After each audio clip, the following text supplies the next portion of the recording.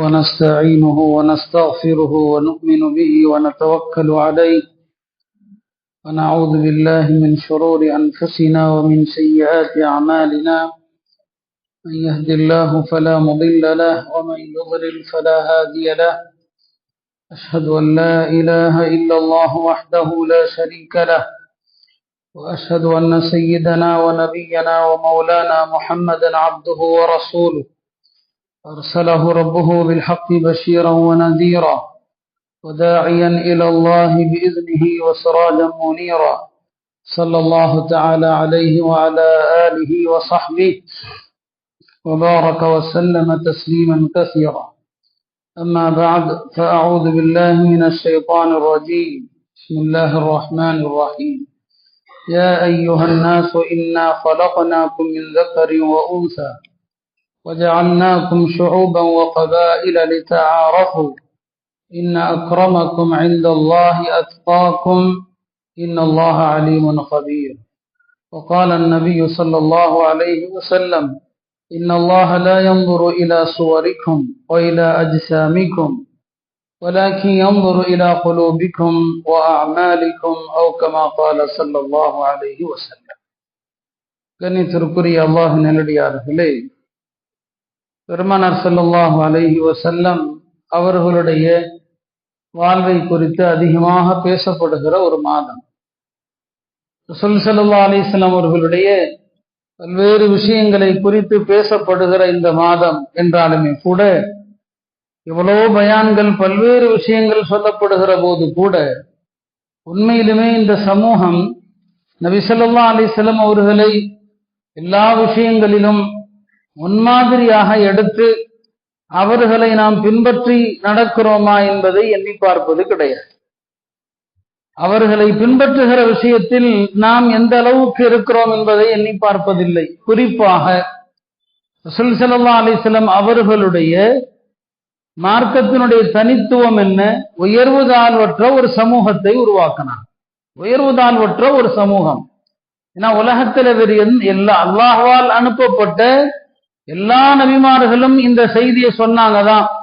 பிறப்பால் மனித இனத்துல உயர்வு தாழ்வு இல்லை என்று சொன்னாலுமே கூட, மற்ற எல்லா சமூகங்களுமே ஒரு கட்டத்துல அந்த மார்க்கத்தையே மாத்திட்டாங்க. யூதர்கள் யூதம் என்பது பனு இஸ்ரவேல் என்கிற குடும்பத்துக்கு சொந்தம். ஒரு குடும்ப மதமாக ஆக்கினாங்க. அப்படிதான் உலகத்துல பல சமயங்களும். பெருமானார் ஸல்லல்லாஹு அலைஹி வஸல்லம் அவர்கள் கொண்டு வந்த இந்த மார்க்கம் மட்டும்தான் ஒரு பெரிய தத்துவத்தை, உயர்வு தாழ்வு இல்லாத ஒரு சமூகத்தை உருவாக்கி பன்னெடுங்காலமாக அப்படிப்பட்ட ஒரு நிலைதான் இந்த மார்க்கத்துல இருந்துச்சு. பணக்காரன் ஏழை என்ற பாகுபாடு கிடையாது. பெருமானாருடைய தோழர்களை பெருமானார் எப்படி பார்ப்பாங்கன்னு சொன்னா, அழகை வைத்து யாருக்கும் முன்னுரிமை கொடுக்க மாட்டாங்க. இவர் அழகா இருக்கிறாரு, இவர் அழகா இல்லை. பெருமானாருடைய சபையில அபூபக்கருக்கு என்ன அந்தஸ்தோ அதே அந்தஸ்து தான் பிலாலுக்கும் தரப்படும், இல்லையா? அழகை வைத்து யாருக்கும் எந்த விதமான ஏற்றத்தாழ்வும் கிடையாது. பெருமானாருடைய சபையில ஒரு பணக்காரருக்கும் ஏழைக்கும் எந்த விதமான ஏற்றத்தாழ்வும் கிடையாது. அப்துல் ரஹ்மான் இப்னு அவுஃபுக்கும் உஸ்மான் ரலியல்லாஹு அன்ஹு அவங்களுக்கும் என்ன மரியாதையோ அதே மரியாதை தான் அம்மார் இப்னு யாசிருக்கும் ஹப்பாபுக்கும். பெருமானாருடைய சபையில் இருக்கிற யாருக்குமே இந்த எண்ணம் வந்தது கிடையாது. இந்த சபையில் என்னை விட இவர் அதிகமாக மதிக்கப்படுகிறார் அப்படின்னு யாரும் நினைச்சிட முடியாது. இந்த சபையில இவருக்கு கொஞ்சம் கூடுதல் மரியாதை கொடுக்கறாங்க, என்னை விட இவரை கொஞ்சம் அதிகமா மதிக்கிறாங்க என்று பெருமானாருடைய சபையில யாருமே எண்ண முடியாது. இன்றைக்கு அப்படி ஒரு நிலை இருக்குதான்னு யோசிச்சு பாருங்க. இன்றைய அமைப்புகளாகட்டும், பணக்காரர்கள் ஒரு முன்னிலை எல்லாத்திலுமே அங்கதானே தவிர, எல்லா அமைப்புகளும் சேவைகள் செய்வதாக சொல்லட்டும், அதை சொல்லட்டும், எல்லாம் ஒரு பொறுப்புன்னு வந்தா யாரை வைக்கிறோம்? பணத்தை தான் வைக்கிறோம். பணம் அதுதான் இங்க அளவுகோல். ரசூல் ஸல்லல்லாஹு அலைஹி வஸல்லம் வழியில நாம இல்ல, இவ்வளவோ தூரத்தில் இருக்கிறோம். நபி ஸல்லல்லாஹு அலைஹி வஸல்லம் அவர்கள் யாருக்கும் அழகை வைத்து, தோற்றத்தை வைத்து, அவருடைய சமூக அந்தஸ்தை வைத்து எந்த எடையும் போட மாட்டாங்க. மக்கள் பார்வையில மதிப்பே இல்லாத நபரை பார்த்து சொல்வாங்க, இவர் அல்லாஹ்ட்ட மதிப்பிற்குரியவர், இல்லையா? ஒரு மனிதர் போறாரு, இவர் யாருன்னு கேட்பாங்க, இவர் ஒரு சாதாரண ஆளு, இவர் வந்தா யாரும் கதவை திறக்க மாட்டாங்க, பெண் கேட்டா யாரும் கொடுக்க மாட்டாங்க, இல்லையா? சொல்லுவாங்க, நபி ஸல்லல்லாஹு சொல்லுவாங்க அல்லாஹ்வை இவர் உயர்ந்தவர் என்று.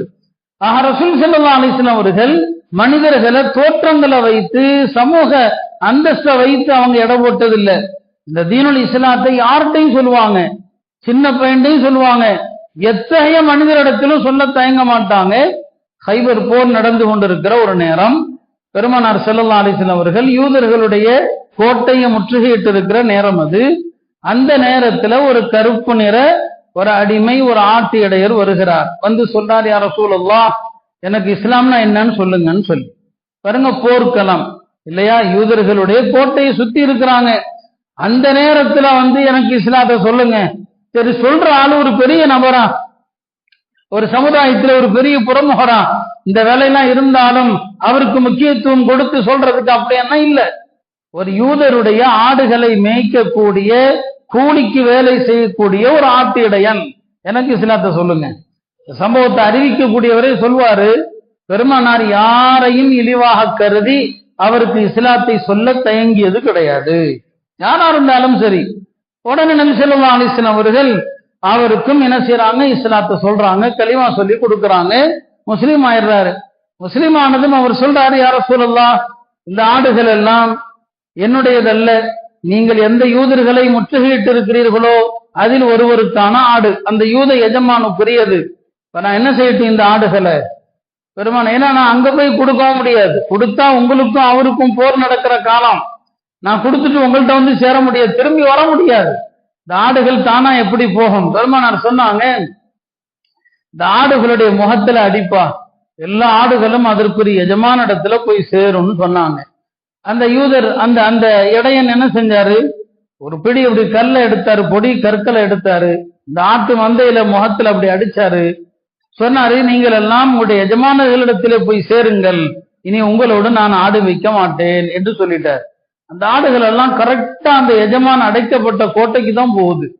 பின்னால் இருந்து யாரோ இயக்குவது போல போனதாக வரலாற்று நூல்கள்ல எழுதுறாங்க, சீரத் இப்னு ஹிஷாம்ல எழுதுறாங்க. ஆடுகள் எல்லாம் போய் உரிய ஒரு இடத்துல போய் சேர்ந்துருச்சு. இங்க ஒரு பாடம் இருக்குது, அந்த இடத்துலயும் பெருமானார் அமானிதத்தை பேண்றாங்க. சண்டையே யூதர்களோடு தான்.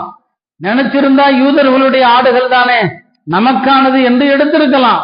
இல்ல, நீ அவருக்கு கூலி வேலை செய்யற ஆட்டை அங்க அனுப்பிடு. இப்ப அந்த ஆட்டிடையர் இப்பதான் முஸ்லீம் ஆகிறாரு, பெருமானாரோடு யுத்தம் களத்துல கலந்துக்கிறாரு. எங்கிருந்தோ வந்த ஒரு கல்லு தாக்கி மௌத்தா போயிட்டார், எங்கிருந்தோ வந்து மௌத்தாயிட்டார். பெருமானார் ஸல்லல்லாஹு அலைஹி வஸல்லம் உங்களுக்கு முன்னால அவருடைய பிரேதம் கொண்டு வரப்பட்டது. கொஞ்ச நேரம் பார்த்த நபி அவங்க திடீர்னு திரும்பிட்டாங்க. வேற சொல்லதான், என்ன திரும்பிட்டீங்க, அதிருப்தியா ஏதாவது? இல்ல இல்ல, இப்பவே அவர் சொர்க்கத்துல அவருடைய 2 ஹூர்களின் ஜோடிகளோடு இருக்கிறார், அதை பார்த்து வெட்கப்பட்டு நான் திரும்பினேன்னு சொன்னான். யோசிச்சு பாருங்க, ஒரு சராசரி ஒரு ஆட்டு இடையன், ஆடு மேய்க்கிற இடையன், ஒரு கருப்பு நிற அடிமை, அவருக்கும் இஸ்லாத்தை சொல்ல தயங்கல்ல. அவர் எந்த தொழுகையும் தொழவே இல்லை, எந்த அமலும் செய்யல. கலிமா சொன்னவர் கொஞ்ச நேரத்துல மூத்தானாரு. அல்லாஹ்ட்ட மதிப்பு என்பது நீ என்ன தூய எண்ணத்தோடு ஏகத்துவத்தை ஏற்றுக்கொண்டாய் என்பதுதான் அல்லாஹ்ட்ட மதிப்பு. நீங்க இஹ்லாஸோடு ஒரு சிறிய அமலை செய்யுங்க, சின்ன அமலா இருக்கட்டும், இஹ்லாஸோடு செஞ்சா அந்த அமலுக்கு தான் மதிப்பு. அல்லாஹ் இந்த தோற்றத்தெல்லாம் பார்க்க மாட்டான். பெருமானார் அடிக்கடி சொல்லுவாங்கல்ல, எம்பூர் இல்லா சுவரிக்கும் இல்லா அஜ்சாமிக்கும், உங்களுடைய உருவங்களை தோற்றங்களை அல்லாஹ் பார்க்க மாட்டான். எம்பூர் இலா குலூபிக்கும், உள்ளத்தை பார்ப்பான். அந்த கடைசி நேரத்துல கலிமா அவர் அவ்வளவு தூய்மையா சொல்லி இருக்கிறாரு. ஒரு வார்த்தை சொல்லிட்டு அமலே செய்யாம சொர்க்கத்துக்கு போயிட்டாரு, ஊர்லின் கூட இருக்கிறார். அல்லாஹ்விடத்துல மதிப்பு என்ன? உள்ளத்தோடு, தூய உள்ளத்தோடு நீங்கள் சொல்லுகிற அந்த வார்த்தை தான். பெருமானார் ஸல்லல்லாஹு அலைஹி வஸல்லம் அவர்கள் இப்படித்தான் மனிதர்களை எடை போட்டாங்களே தவிர யாரையும் தோற்றத்தை வைத்து எடை போடல. இல்லையா? நாம ஜனாசாக்களுக்கும் கூட ஒவ்வொரு ஜனாசாவுக்கும் ஒவ்வொரு கூட்டம் இருக்குது இல்லையா? யாருக்கு வாய்ப்பு இருக்குதோ எல்லா ஜனாசாவிலையும் கலந்துக்கணும். அவங்க யாராக இருக்கட்டும், தெரிந்தவர்களோ தெரியாதவர்களோ, பணக்காரர்களோ ஏழைகளோ, இல்லையா? அந்த எண்ணம் இருக்கக்கூடாது இவருடைய ஜனாசாவுக்கு போகணும் போகக்கூடாது என்று.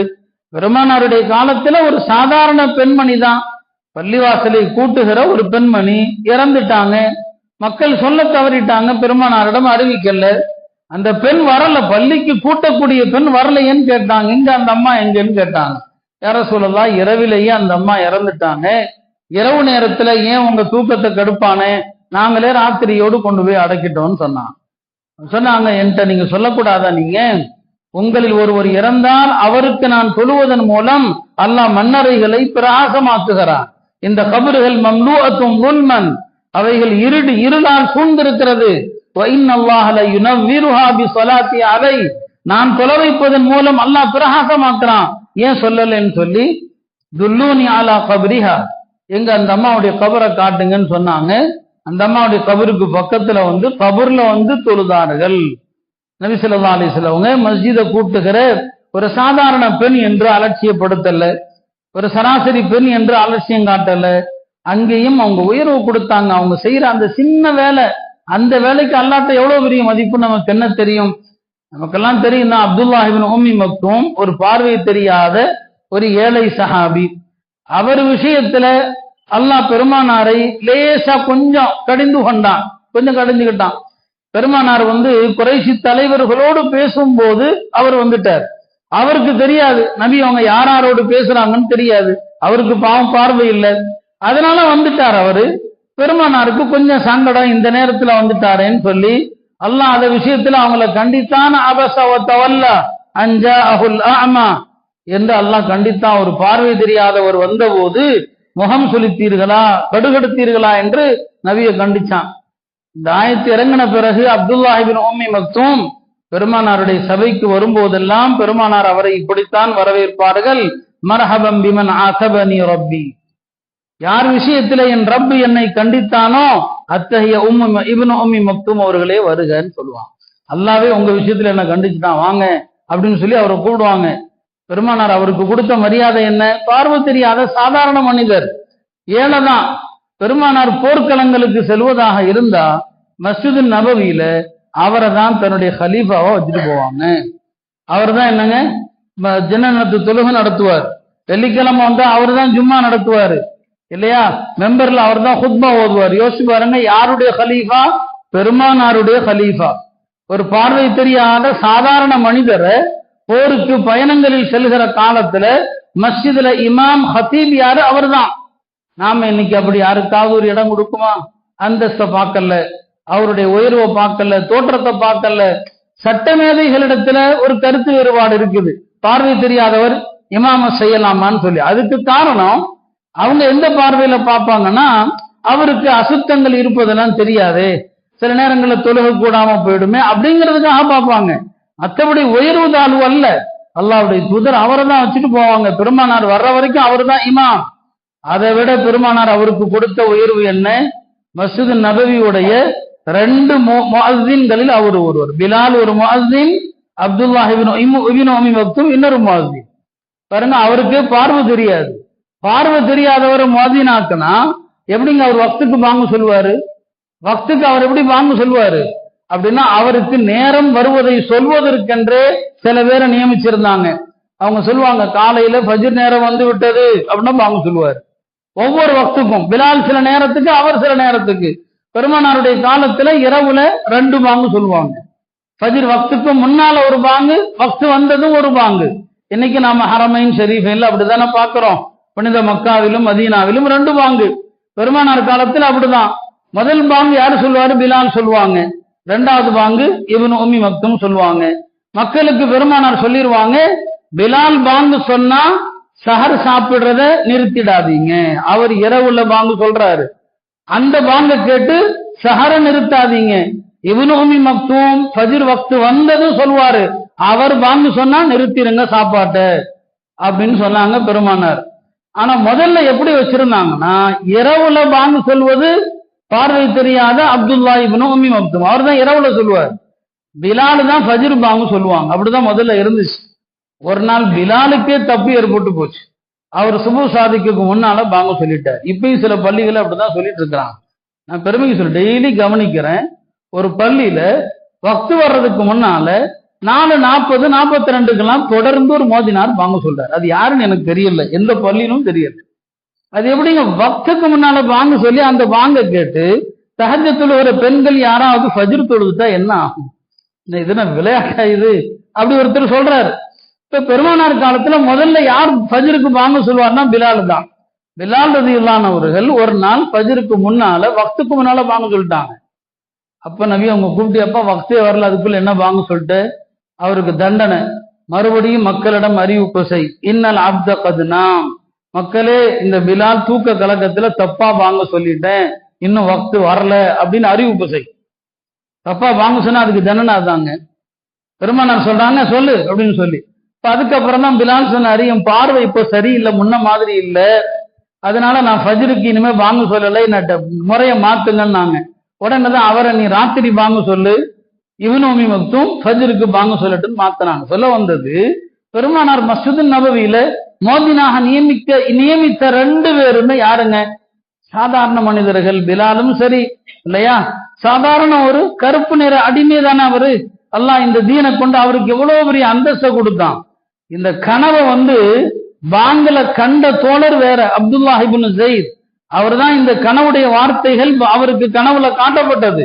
பெருமானார் அவரை முஅzzினாக போடல, பிலால் ரலியல்லாஹு அவங்கள தான் நியமிச்சாங்க. இந்த பிலால் தான் மக்கால ஏகத்துவ அழைப்புக்காக துன்புறுத்தப்பட்டார், அதனால அவரையே போடுவோன்னு சொல்லி இந்த பிலாலுக்கு அந்த கண்ணியத்தை கொடுத்தாங்க. இப்னு உம்மி மக்தூம் அவரை முஅzzினாக்கி அழகு பார்த்தாங்க. மக்கா வெற்றியின் போது பெருமானார் பகல்ல எல்லா வேலைகளையும் முடிச்சுட்டாங்க. ظுஹர் நேரம் வந்துருச்சு. ظுஹர் நேரம் வந்ததும் மக்கால முதலாக சத்தமா பாங்கு சொல்லக்கூடிய நேரம். ஏன்னா பெருமானார் மக்கால இருந்த வரைக்கும் ஜமாத்து தொழுகை, பாங்கு, இகாமத்து எதுவுமே நடைமுறைக்கு வரல.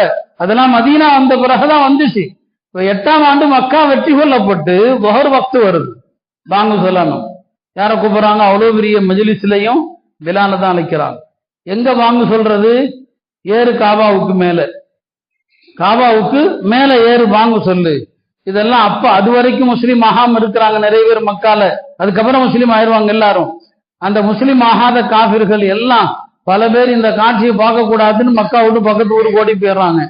சில பேர் மலைகள் ஏறி உட்கார்ந்துக்கிறாங்க, மலைகள் ஏறி உட்கார்ந்துக்கிறாங்க. பிலால் பாங்க சொல்றாங்க.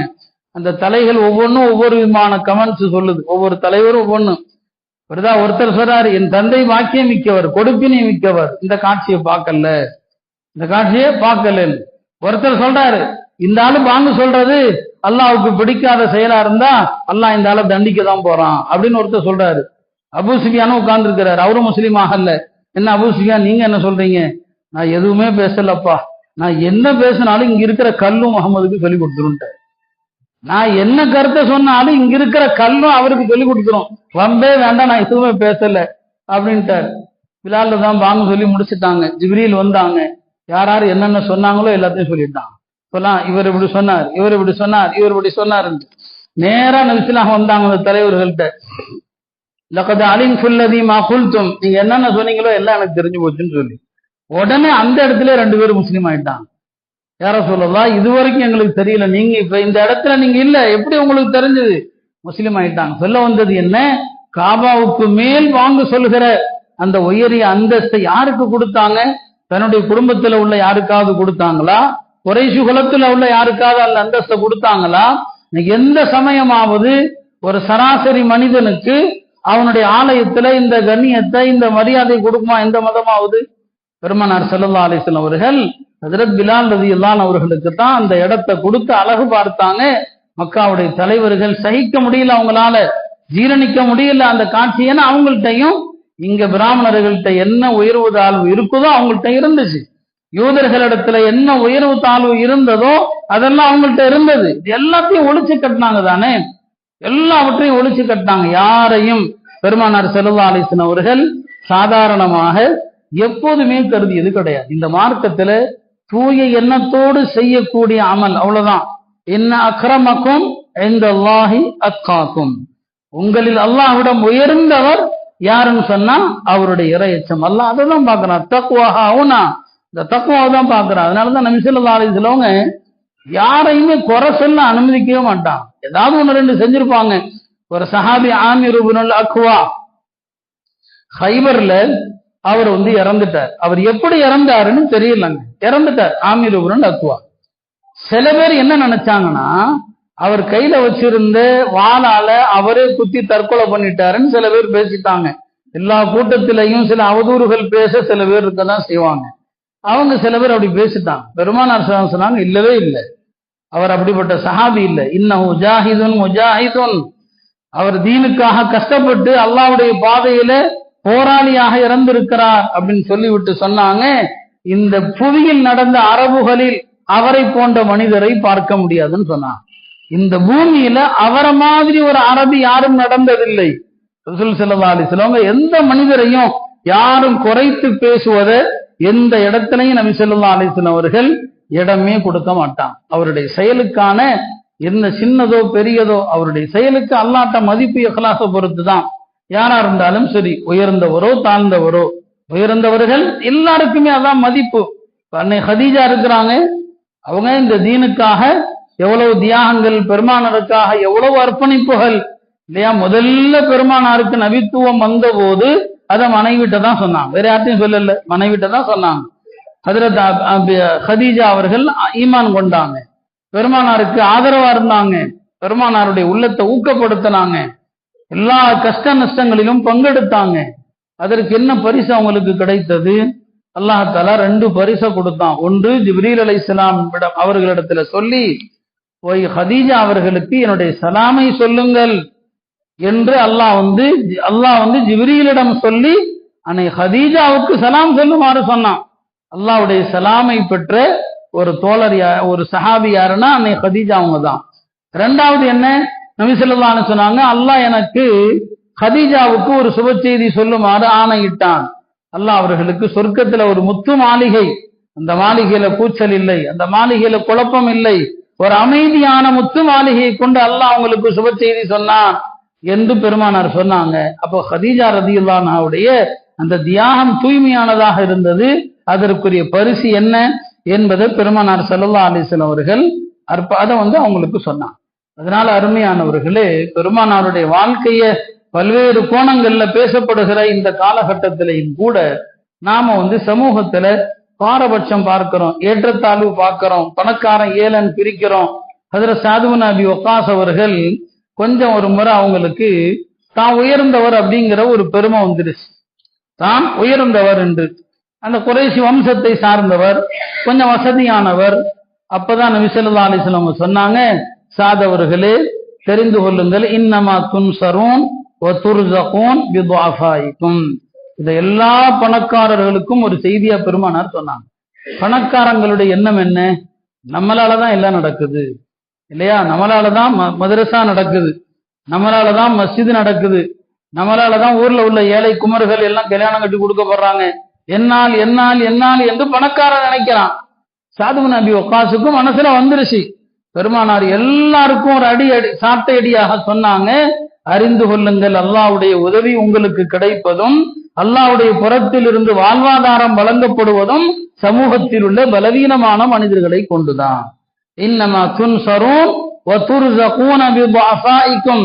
உங்களில் உள்ள சாமானிய மனிதர்கள், உங்களில் உள்ள பலவீனமான மனிதர்கள், உங்களில் உள்ள ஏழை எளிய மக்கள், அவர்களை கொண்டுதான் அல்லாஹ் உங்களுக்கு வாழ்வாதாரத்தை வழங்குகிறான், உங்களுக்கு உதவி செய்கிறான் என்று சொன்னான். அதனாலதான் பெருமானார் ஸல்லல்லாஹு அலைஹி வஸல்லம் ஏழைகளோடு தான் இருப்பான். போர்க்களத்துல 5 வகையான படைப்பிரிவு இருக்கும் பெருமானாருடைய காலத்துல.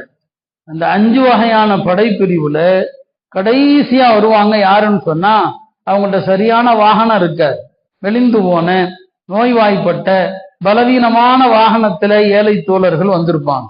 பெருமான் இந்த வேகமா நல்ல குதிரை வச்சிருப்பாங்க, நல்ல ஒட்டகங்கள் வச்சிருப்பாங்க, வேகமா போயிடுவாங்க. ரசூல் ஸல்லல்லாஹு அலைஹி வஸல்லம் இந்த கடைசியில வர்றாங்க பாருங்க, அவங்களோடு தான் இருப்பாங்க. சொல்லுவாங்க, உபூனி ஃபீ துஅஃபாயிக்கும், உங்களில் பலவீனமான மக்கள் இருக்கிறார்களே அவர்களிடையே என்னை தேடுங்கள், பலவீனமான மக்களிடையே என்னை தேடுங்கள், நான் அங்கதான் இருப்பேன், நான் பணக்காரங்களோடு இருக்க மாட்டேன், ஏழை எளிய சாதாரண மனிதர்கள் அவங்களோடு என்னை தேடுங்கள் என்று அந்த பலவீனமான மக்களோடு அவங்களுக்கு ஆதரவான வார்த்தைகளை சொல்லி, சில நேரங்கள்ல சில பேருடைய ஒட்டகம்லாம் ஒண்ணுமே நடக்காது, படுத்துரும், அவங்களுக்காக அதுல தட்டி கொடுப்பாங்க, அவங்களுடைய பரக்கத்தான கையில அந்த ஒட்டகம் வேகமா போக ஆரம்பிச்சிரும். இப்படித்தான் பெருமானார் ஸல்லல்லாஹு அலைஹி வஸல்லம் அவர்கள் தன் தோழர்களை, தன்னுடைய நண்பர்களை பெருமானார் ஸல்லல்லாஹு அப்படிதான் பார்த்தாங்க. அந்த மாதிரிதான் பொறுப்புகளையும் கொடுத்தாங்க. அவங்க பணக்காரன் ஏழைங்கிற அந்த அடிப்படையில பார்க்கல, தூய எண்ணத்தோடு செயல்படக்கூடிய யாராக இருந்தாலும் அவங்களுடைய தூய்மையை மதிப்பாங்க, அவங்களுடைய செயலை மதிப்பாங்க. யாரை குறித்தும் தவறாக எடை போடுவதை பெருமானார் ஸல்லல்லாஹு அலைஹி வஸல்லம் அவர்கள் ஒருபோதும் விரும்பியது கிடையாது. அதனால அந்த அடிப்படையில இன்றைக்கு நாம எவ்வளவோ பேசுறோம், ஆனா பெருமானாருடைய இந்த நடைமுறை, இந்த அழகான உஸ்வா, அல்லாஹ் சொல்றானே லக்கத் கான லக்கும் ஃபீ ரசூலில்லாஹி உஸ்வத்துன் ஹஸனா, இந்த அழகான உஸ்வத்துன் ஹஸனா நம்மள்ட்ட இல்லை, எதுலையுமே கிடையாது. பெருமானாருடைய அழகிய முன்மாதிரியை எதுலையுமே நாம எடுத்துக்கொள்ள விரும்பல இல்லையா? பெருமானார் ஸல்லல்லாஹு அலைஹி வஸல்லம் அவர்கள் ஒரு கூட்டத்துல இருப்பதை சஹாபாக்கள் பெருமையாக நினைப்பாங்க. ஆனாலும் கூட எந்த சஹாபியும் தன்னுடைய திருமணத்திற்கு பெருமானாரை அழைத்து வந்து உட்கார வைத்து துவா செய்யுங்கன்னு சொன்னதில்லை. ஏன்னா பெருமானார் எளிமை விரும்பினாங்க, எளிமையான திருமணங்களை விரும்பினாங்க. இந்த விஷயத்துல நாம அல்லாஹ்வுடைய தூதருடைய முன்மாதிரி எடுக்கிறோமா? இல்லை. ஆடம்பரங்கள், ஒரு கல்யாணத்துல ஆகிற செலவுல ஒரு 10ல் ஒரு பகுதியை நாம செலவு செஞ்சோம்னு சொன்னா ஒரு ஸ்கூல் கட்டிடலாம் இல்லையா? அதுல இன்னும் கொஞ்சம் அதிகமா நாம எடுத்துக்கொண்டோம்னு சொன்னா ஒரு கல்லூரி கட்டிடலாம். அவ்வளவு பெரிய ஒரு செலவுகளை இந்த திருமணத்துல இந்த சமூகம் வீணாக்குது. எனவே ரசூல் ஸல்லல்லாஹு அலைஹி வஸல்லம் அவங்க முன்மாதிரி என்ற கோணத்துலதான் பெருமானாருடைய வாழ்க்கையை நாம அணுகணும். அதனால யாரையுமே தோற்றங்களை வைத்து எடை போடக்கூடாது, யாருடைய தோற்றத்தையும் சாதாரணமாக நினைக்க கூடாது. சில பேர் உருவக்கேலி, தோற்ற கேலியும் செய்வாங்க. ஹஜ்ரத் இப்னு மஸ்ஊத் ரலியல்லாஹு அன்ஹு அவர்கள் குர்ஆனை முதலாக மக்கால சத்தமா ஓதிய சஹாபியாருங்க இப்னு மஸ்ஊத். குர்ஆனை முதலா சத்தமா அவங்க தான் ஓதுனாங்க. பெருமானார் ஓதுவாங்க, அவங்க யாருக்கும் பயப்பட மாட்டாங்க. காபால ஓதுவாங்க, இரவு நேரத்துல வீட்டுல ஓதுவாங்க. இஸ்லாத்தை ஏற்ற முஸ்லிம்கள் யாரும் சத்தமா ஓத மாட்டாங்க, பயம். ஏன்னா அன்னைக்கு அப்படிதான் சூழ்நிலை இருந்துச்சு. நபி ஸல்லல்லாஹு அலைஹி வஸல்லம் அவங்களும் யாரையும் அப்படி ஓத சொல்லல. முதலாக குர்ஆனை சத்தமா ஓதிய சஹாபி இப்னு மஸ்ஊத் தான். அவர் நான் ஓதுறேன்னாரு, எல்லாரும் தடுத்தாங்க, வேண்டாம், நீங்க மக்கால சாதாரண குடும்பத்தால், உங்களை அடிச்சிருவாங்க, அடிச்சாலும் பரவாயில்ல, நான் சத்தமா ஓதுவேன்னு ஓதுனார். அந்த இப்னு மஸ்ஊத் அவர்கள் தான் பெருமானாருக்கு மிஸ்வாக் மரத்தை ஏறி மிஸ்வாக் குச்சி எடுத்து கொடுப்பாங்க. பெருமானாருக்கு மிஸ்வாக் குச்சி எடுக்கிறது, பெருமானாருடைய செருப்பை வச்சுக்கிறது. நபி ஸல்லல்லாஹு அலைஹி வஸல்லம் அவங்க எங்கு போனாலும் இப்னு மஸ்ஊத் தான் கூட மிஸ்வாக்க வச்சுக்குவாங்க, செருப்பை வச்சுக்குவாங்க. பெருமானார் பள்ளிவாசல நிக்கிறாங்கன்னு சொன்னா அந்த செருப்பை கழட்டுறது அவரு தான். இந்த செருப்பை கழட்டி தன்னுடைய அக்குள்ள வச்சுக்குவாரு. அந்த அளவுக்கு நபியினுடைய காதிம் அவரு. அவங்க ஒரு நாள் நபி அவங்களுக்கு மிஸ்வாக்கி பறிக்கிறதுக்கு மரத்துல ஏறுற, அவங்க குள்ளமாக இருந்தாங்க. அவங்களுடைய கணுக்கால்களை பார்த்தா சூமி போன கால் மாதிரி இருந்தது. அந்த காலை பார்த்து சில பேர் சிரிச்சாங்க, அது வேடிக்கையாக இருந்தது அவங்களுக்கு. அவருடைய அந்த தோற்றத்தை பார்த்து சில பேர் நையாண்டியாக நாய்ப்போடு சிரித்தாங்க. பெருமானார் சொன்னாங்க, இந்த 2 கணுக்கால்களும் அல்லாஹ்விடத்துல உஹது மலையை விட கனமானதுன்னு சொன்னாங்க. இப்ப இப்படித்தான் ரசூல் ஸல்லல்லாஹு அலைஹி வஸல்லம் அவர்கள் தோற்றங்களுக்கெல்லாம் ஒரு அந்தஸ்து கொடுத்ததில்லை, யாருடைய செல்வாக்கு பதவிக்கு ஒரு அந்தஸ்து கொடுத்ததில்லை. சமூகத்துல உள்ள தாழ்த்தப்பட்ட ஏழை எளிய மக்கள், அந்தஸ்தில்லாத மக்கள், அவங்களோடு தான் பெருமானார் தன்னை இணைத்தாங்க. ஒரு மாப்பிள்ளை பெண்ணு விஷயம் வருதுன்னு சொன்னா பெருமானார் ஸல்லல்லாஹு அலைஹி வஸல்லம் அவங்க உயர் குலம் தாழ்ந்த குலம் பார்த்ததில்லை. பிலாலுடைய மனைவி யாரு தெரியுமா? ஹஜ்ரத் பிலால் ரலியல்லாஹு அன்ஹு அவர்கள் ஒரு கருப்பு நிற அடிமை. அழகு இல்லதான், மார்க்கத்துல இந்த புற அழகு கிடையாது, அகத்தின் அழகுதான் அழகு, குணத்தினுடைய அழகுதான், நம்பிக்கை என்ற அழகுதான், அமல்கள் என்பதுதான் அழகு. இந்த தோற்றம் ஒரு அழகு இல்லை. அவங்கள யார் அவங்களுடைய மனைவி யாரு? அப்துர் ரஹ்மான் இப்னு அவுஃப் அவருடைய சகோதரிய தான் நிக்கா செஞ்சிருந்தாங்க ஹஜ்ரத் பிலால் அவர்கள். யோசிச்சு பாருங்க, அப்துர் ரஹ்மான் இப்னு அவுஃப் எவ்வளவு பெரிய பாரம்பரியத்தை சார்ந்தவர், குறைஷி குலத்துல உயர்ந்த குலத்தை சார்ந்தவர், அழகான குடும்பம் அது. அவங்களுடைய சகோதரி யாரு கொடுக்குறாங்க? ஹஜ்ரத் பிலால் அவர்களுக்கு கொடுக்குறாங்க. இன்னைக்கு நம்மவர்கள் யாராவது அப்படி செய்வோமா? குலப்பெருமையை பார்க்கிறோம், உயர் குலம் தாழ்ந்த குலம் என்ற அறியாமை கால ஜாஹிலியாவுடைய பேச்சை நாம பேசிட்டு இருக்கிறோம். ஹஜ்ரத் பிலால் அவங்க அப்துர் ரஹ்மான் இப்னு அவுஃபுடைய சகோதரியை கல்யாணம் கட்டுறாங்க. ஸைனப் பின்த் ஜஹஷ் அவங்க என்னங்க ஹாஷிமி, பெருமானாருடைய குடும்பத்தை சார்ந்தவங்க. அவங்கள முதல்ல யார் கல்யாணம் பண்ணாங்க? பெருமானாருடைய வளர்ப்பு மகனாக கருதப்பட்ட ஸைத் இப்னு ஹாரிஸா. ஸைத் இப்னு ஹாரிஸா தான் முதல்ல அவர் அடிமை. அவர் பெருமானாரால் விடுதலை செய்யப்பட்ட அடிமை. குறைஷி குலத்துல உயர்ந்த குலம் பனு ஹாஷிம், அந்த குலத்து பெண்ணை கல்யாணம் பண்றார். அப்ப இப்படிதான் சஹாபாக்கள்ல சாதாரண மனிதர் குலத்தின் அடிப்படையில பாரம்பரிய அடிப்படையில உயர்ந்தவர் தாழ்ந்தவர் என்று அவர்கள் பார்க்கல. சராசரி மனிதர்களா இருந்தாலும் அவங்களுடைய அமலை பார்த்தாங்க, அவங்களுடைய ஈமானை பார்த்தாங்க. வெளி அழகா யாருமே பார்க்கல. இந்த சமூகத்திலையும் அந்த நிலைப்பாடு வரணும். பெருமானார் உருவாக்கிய அந்த பார்வை எப்ப வருதோ நாம உண்மையிலுமே பெருமானார் ஸல்லல்லாஹு அலைஹி வஸல்லம் அவர்கள் மீது அன்பு கொண்டவர்கள் என்பதற்கான பொருள். எல்லாம் வல்ல அல்லாஹ் ரசூல் ஸல்லல்லாஹு அலைஹி வஸல்லம் வாழ்க்கையை முழுமையாக விளங்கி அவர்கள் எத்தகைய ஒரு ஏற்றத்தால் ஒற்ற சமுதாயத்தை உருவாக்கினார்களோ அது போன்ற ஒரு சமுதாயமாக யாருடைய தோற்றங்கள், அவங்களுடைய செல்வம் இதையெல்லாம் பார்க்காம அவர்கிட்ட உள்ள தூய்மை என்ன, மன தூய்மை என்ன, அவருடைய அமல்கள் என்ன, அவருடைய தீன் என்ன, அவருடைய நல்ல குணம் என்ன, இந்த விஷயங்களை பார்த்து நம்முடைய வாழ்க்கையில மாற்றங்கள் ஏற்படுத்த தௌஃபீக் செய்வானாக. வாஹிரு தஅவானா அல்ஹம்துலில்லாஹி ரப்பில் ஆலமீன்.